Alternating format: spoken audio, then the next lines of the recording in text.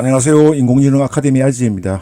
오늘은 테슬라의 로보택시, 그리고 로보밴, 그리고 로봇이 세 번째 시리즈가 나왔죠. 트위터에서 약 한 1억 4천만 명이 조회를 했어요. 어마어마합니다. 1시간 약 32분 동안 진행된 생중계 어마어마합니다. 테슬라에서 공개한 건데 이건 로보택시의 내부고요. 이건 약 20명이 탈 수 있는 로보밴입니다. 보시면 어마어마합니다. 1억 4천만 명이 조회를 했다니까 대부분 많이 보셨을 텐데 이 영어로 된 부분을 한글 자막으로 엘론머스크가 실제로 연설을 해서 소개하고 미래의 계획을 발표하는 부분은 약 한 22분 정도 됩니다.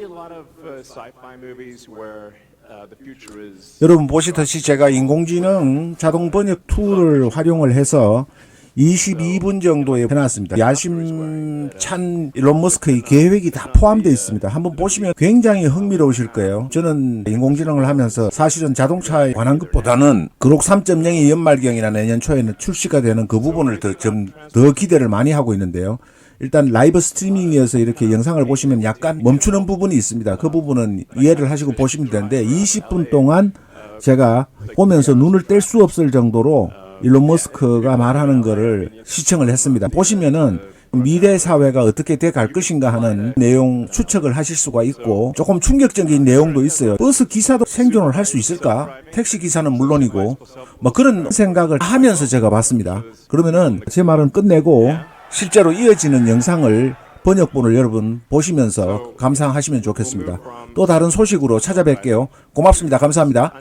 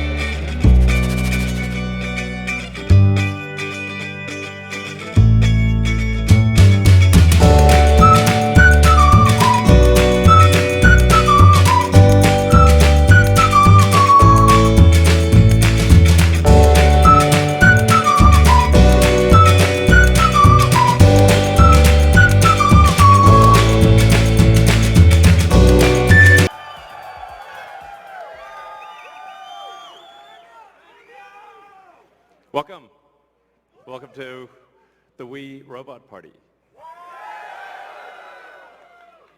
So we have quite a show for you tonight. I think you're gonna like it. As you can see, I just arrived in the Robotaxi, the cyber cab, and there's 20 more where that came from.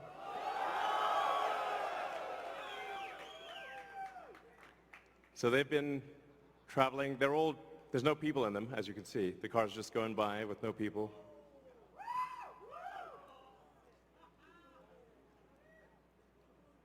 And we have 50 fully autonomous cars here tonight.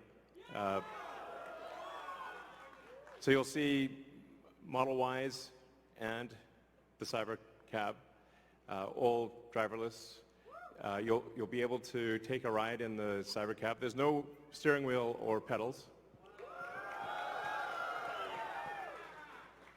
So I hope this goes well. We'll find out.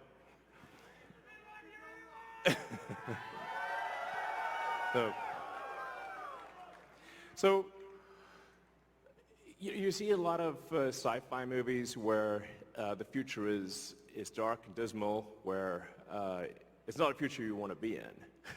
So, like, I love Blade Runner, but I don't know if we want that future. I think we want that duster he's wearing, but not the bleak apocalypse.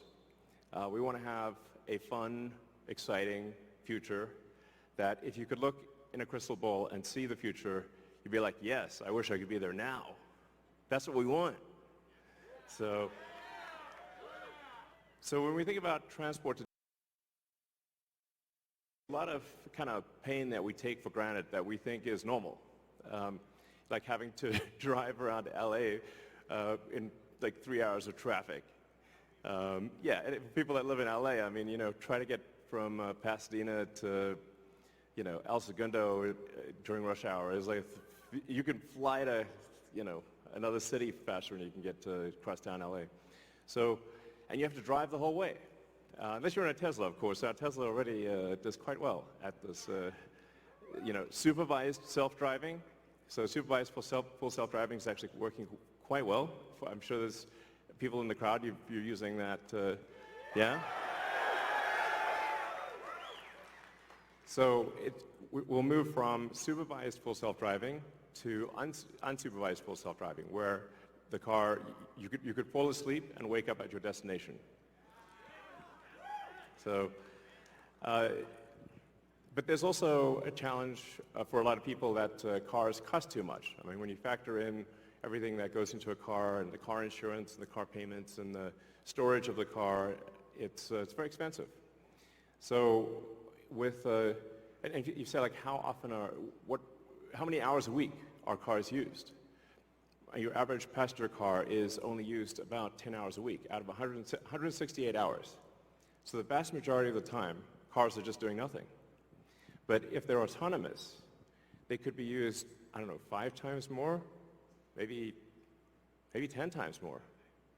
So you could actually, for the car would have 5 times as much value, maybe 10 times as much value. There's 168 hours in the week, and like I said, only 10 of them are used for driving. So, and then a bunch of those hours are looking for a parking spot, which is, can be pretty annoying at times. So we want, with autonomy, you get your time back. This is a very big deal. So it's not just it'll save lives, like a lot of lives, and prevent injuries. I think we'll see autonomous cars become 10 times safer than a human. I mean, if you think of times past where there used to be an elevator operator in every elevator, but once in a while they get tired and they accidentally shear somebody in half.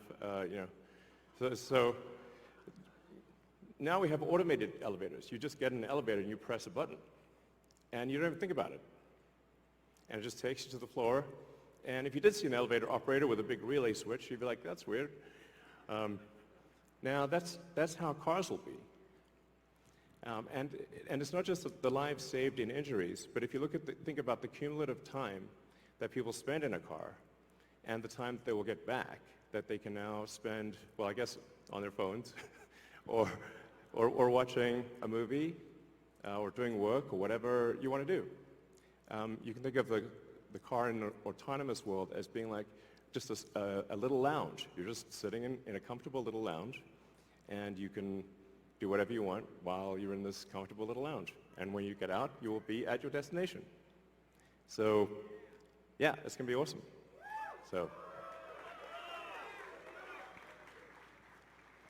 So in fact, I think the cost of autonomous transport will be so low that you can think of it like individualized mass transit. The average cost of a bus per mile for a city, not the ticket price because that is subsidized, but the average price is about $1 a mile. Whereas the cost of cybercab we think probably over time, from the operating cost is probably going to be around 20 cents a mile.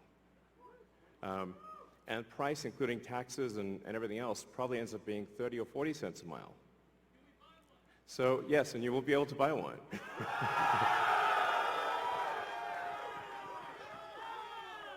Yes, exactly. And we expect the cost to be below $30,000. And I think there'll be an interesting, business model where, like, let's say somebody is an, Uber or Lyft driver today, where they can actually sort of manage a fleet of cars, and sort of manage, 10, 20 cars, and just sort of, take care of them like a shepherd tends their flock. You have your flock of cars, and you're the shepherd, and you take care of your flock of cars. I think that'd be pretty cool. I think it's going to be a glorious future. It's going to be really something special. So, yes, good, all excellent questions.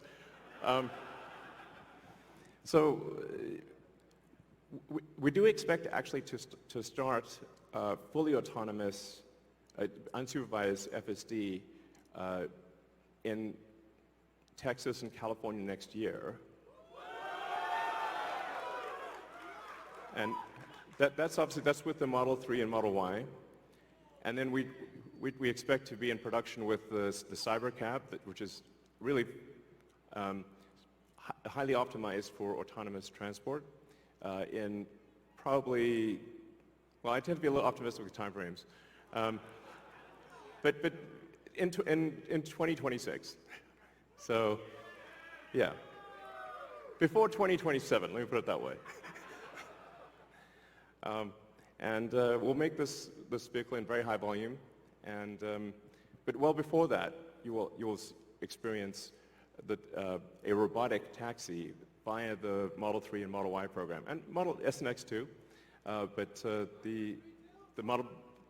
3 and Y will achieve unsupervised full self-driving with permission in wherever regulators essentially approve it in the U.S. and then to follow in outside the U.S. So, and it's Cybertruck too. Yes, of course. Sorry, I don't want to be. Yes. All our cars, basically, all cars that we make. So, let's not get nuanced here. All right, next slide. So one of the reasons why the computer can be so much better than a person is that we have millions of cars that are training on driving. So it's like living millions of lives simultaneously and seeing very unusual situations that a person in their entire lifetime would not see. But hopefully, yeah, exactly. So, with that amount of training data, it's obviously going to be much better than what a human could be, because you can't live a million lives. And it's also, it can see in all directions simultaneously, and it doesn't get tired or text or any of those things. So it will naturally be, like I said, 10, 20, 30 times safer than a human, just for all those reasons. And I want to emphasize that the solution that we have is AI and vision. So there's no expensive equipment needed. So the Model 3 and Model Y and S and X that we make today will be capable of full autonomy unsupervised. And that means that our cost of producing the vehicle is low. Now we are going to actually overspec the computer for the Cybercab. So our AI5 computer will be somewhat overspec'd. And because I think there's actually also an opportunity, sort of like in Amazon Web Services, where if the car is driving for 50 hours a week, there's still over 100 hours left. And there's a potential there to have a massive amount of distributed inference compute, where if you've got, like, say, a fleet of 100 million vehicles and a kilowatt of efficient inference compute you have 100 gigawatts of compute, which is really quite substantial. And if it's there, you might as well use it. So, yeah, so that I think will make sense. So, all right. So our autonomous future is here. As I said, we've got 50 Teslas driving autonomously. We're trying to give you a sense of what cities will be like in the future. And when you get in, you'll see like it's really quite a wild experience to just be in a car with no steering wheel, no pedals, no controls, and it feels great. And we have enough vehicles here, so everyone should be able to try it out and experience the set that we've built here. It's a very big set, so it's like really, we've used, I don't know, 20, 30 acres or something like that. It's really big. So it goes on, the ride's long. And we set it up to feel like a ride, like a park ride. So it'll be cool, and you'll get to experience it tonight.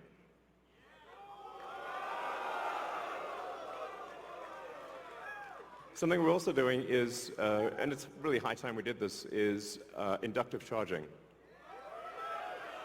So the Robotaxi has no plug. It just goes over the inductive charger and charges. So yeah, it's kind of how it should be. Thanks, guys. I love you too. So one of the things that is really interesting is how will this affect the cities that we live in? And when you drive around a city, or when the car drives you around a city, you'll see there's a lot of parking lots. There's parking lots everywhere, parking garages. So what would happen if you have an autonomous world is that you can now turn parking lots into parks. And so we're taking the ing lot out of parking lot. Welcome. So there's a lot of opportunity to create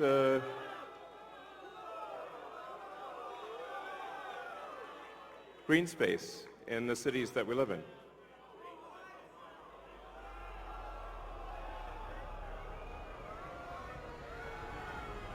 So that would be quite fantastic. Oh, and also, what happens if you need a vehicle that is bigger than a Model Y?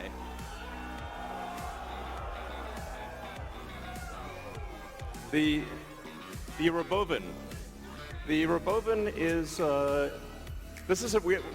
going to make this, and it's going to look like that. Now, can you imagine going down the streets and you see this coming towards you? That'd be sick.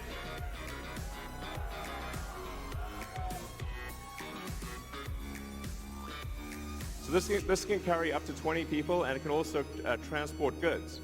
So you can configure it for goods transport within a city, or transport of up to 20 people at a time.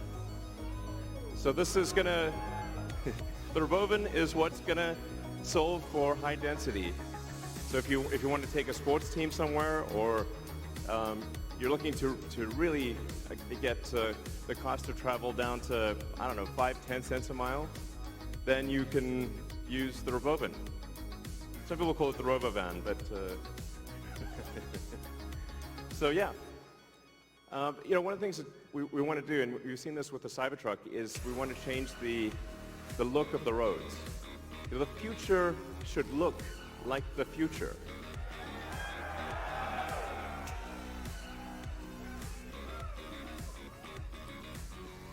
So, speaking of robots, so everything we've developed for our cars, the batteries, power electronics, the advanced motors, gearboxes, the software, the AI inference computer, it all actually applies to a humanoid robot. It's the same techniques. It's just a robot with arms and legs instead of a robot with wheels. And we've made a lot of progress with Optimus. And as you can see, we started up with someone in a robot suit. sort of down, and then we've progressed dramatically year after year. So if you extrapolate this, you're really going to have something spectacular, something that anyone could own. So you could have your own personal R2-D2 C3PO. And I think at scale, this would cost something like, I don't know, $20,000, $30,000. Probably less than a car is my prediction long term. Now, it'll take us a minute to get to the long term, but fundamentally at scale, the Optimus robot, you should be able to buy an Optimus robot for, I think, probably $20,000 to $30,000 long term. So, and what can it do? It'll basically do anything you want. So it can be a teacher, babysit your kids. It can walk your dog, mow your lawn, get the groceries, just be your friend, serve drinks. Whatever you can think of, it will do. And yeah, it's going to be awesome. And I think this will be the biggest product ever of any kind. Yeah. Because I think everyone, of the 8 billion people of Earth, I think everyone's going to want their Optimus buddy. And there's going to be maybe two, and then they'll be producing products and services. I predict, actually, provided we address risks of digital superintelligence, 80% probability of good, a good outcome. Look on the bright side. The cup is 80% full. The cost of products and services will decline dramatically, and basically anyone will be able to have any products and services they want. It will be an age of abundance, the likes of which people have almost no one has envisioned. It'll be something special. So, and one of the things we wanted to show tonight was that Optimus is not a canned video. It's not walled off. The Optimus robots will walk among you. Please be nice to the Optimus robots. So you'll be able to walk right up to them, and they'll serve drinks at the bar. And you'll directly, I mean, that's just, it's a wild experience just to have humanoid robots, and they're there, you're just in front of you. So, yeah, with that, let's party.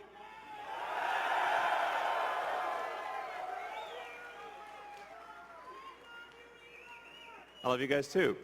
If you look at that gazebo over there, let's get the party started.